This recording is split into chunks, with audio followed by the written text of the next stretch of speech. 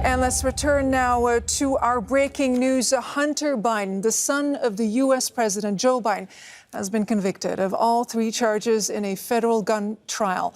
The charges relate to the purchase of a revolver in 2018 when prosecutors say Hunter Biden lied on a mandatory gun purchase form by saying he was not illegally using or addicted to drugs.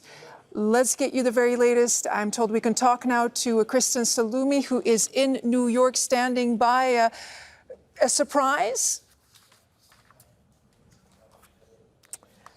Well, given Hunter Biden has widely admitted his drug use in the past, he's written a book about it. It took the jury just 3 hours to come to the conclusion that he was, in fact, guilty of the crimes he was accused of. As you mentioned, 3 charges of lying on a federal gun form. Basically, when he went to buy a gun back in 2018, he checked no on a box that you're required to, and a form that you're required to fill out under federal law, saying that he had not been an unlawful user or addicted to drugs.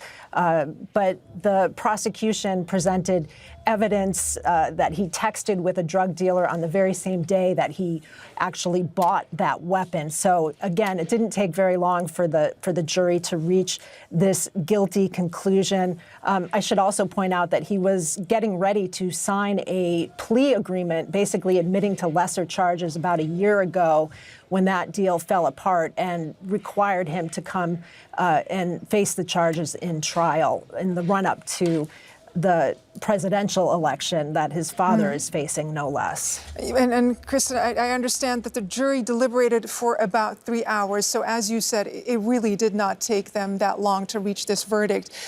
President Joe Biden has gone on the record saying he will not pardon his son should it come to this.